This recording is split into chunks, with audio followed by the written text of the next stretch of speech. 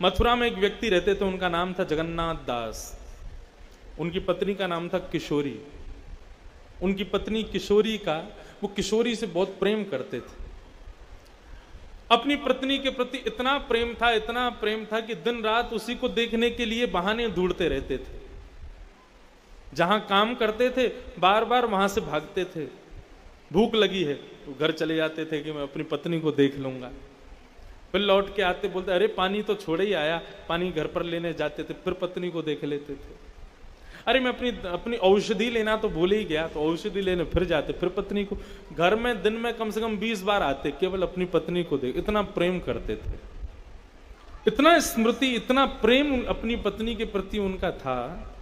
एक दिन भोजन पाक करके अपनी पत्नी को निहार करके जब गए, बहाना ढूंढ रहे थे कैसे जाऊं वापस, कैसे जाऊं वापस।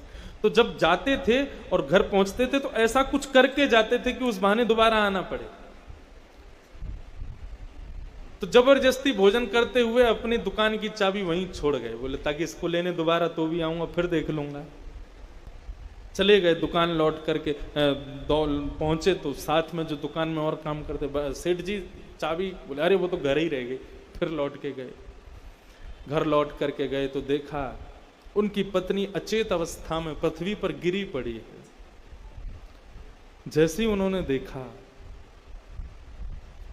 देख करके तुरंत उसको अपनी गोद में उठाया, उसकी श्वास को देखा, धड़कन को देखा, नब्ज देखी तो उसकी मृत्यु हो चुकी थी। जिसको देखे बगैर एक क्षण भी रहना जिनके लिए दुष्कर होता था, उस पत्नी की मृत्यु कितना बड़ा जीवन में संकट लेकर के आई उनके। अब तो ऐसी स्थिति हो गई उनकी कि उसके बगैर जीना भी मुश्किल हो गया। 3 दिन तक अपनी पत्नी को अपने हृदय से लगा के रोते रहे।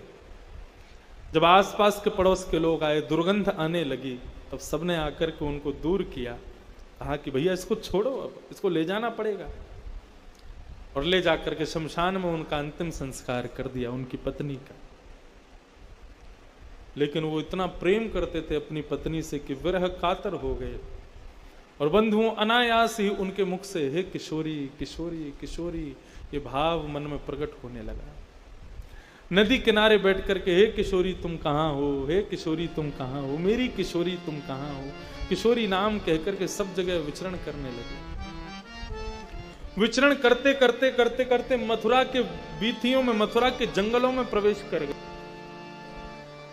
और विचरण करते करते करते करते किशोरी जी की ऐसी कृपा हुई कि मथुरा से सीधे बरसाना आ गए।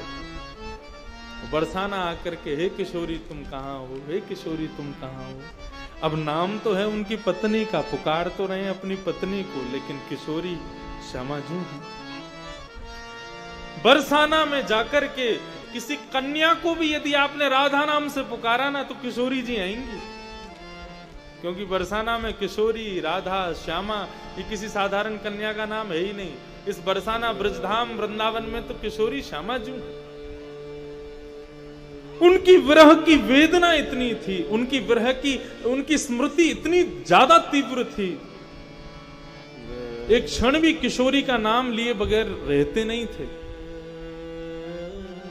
हे किशोरी, हाँ किशोरी, हाँ किशोरी। किशोरी किशोरी करते करते विरह कातर हो गए। अपना श्रृंगार कर रही, नित्य लीला में विराज रही श्री किशोरी जी का हाथ कांपने लगा। ललिता सखी को बुलाया, सुनो ललिता, ये कौन है जो मेरा नाम उच्चारण कर रहा है इतने विरह भाव से, इतनी वेदना से, इतने करुण पुकार से मेरा स्मरण कर रहा है, ये कौन है? ललिता जी बोली किशोरी जी, आपको स्मृति में नहीं ला रहा है, वो आपका स्मरण नहीं कर रहा है, वो आपका स्मरण नहीं कर रहा, उसकी पत्नी का नाम किशोरी है, वो अपनी पत्नी का स्मरण कर रहा है। किशोरी जी बोली ठीक है, अपनी पत्नी को कर रहा होगा। पुनः श्रृंगार करने लगी, फिर हाथ कांपने लगा। किशोरी जी मनी मन विचार करने लगी, ललिता जी से कहने लगी, बोले वो भले ही अपनी पत्नी का स्मरण कर रहा है, लेकिन उसके भाव में इतनी करुणता है, इतनी सरसता है, इतना विरह है कि मैं किसी भी क्रिया को करने में असमर्थ हो गई। जब तक उसको बुला नहीं लूंगी, जब तक उसके सिर पर अपने दोनों वरद हस्त रख नहीं दूंगी, जब तक उसको अपने दर्शन दे नहीं दूंगी, तब तक वो शांत नहीं होगा। कृपा करो, उसको बुलाओ। ललिता जी कहने लगी, इतनी अनायास कृपा किशोरी जी? वो व्यक्ति आपको बुला भी नहीं रहा है, आपको जानता भी नहीं, आपका स्मरण भी नहीं कर रहा, फिर भी आप उस पर कृपा कर रहे।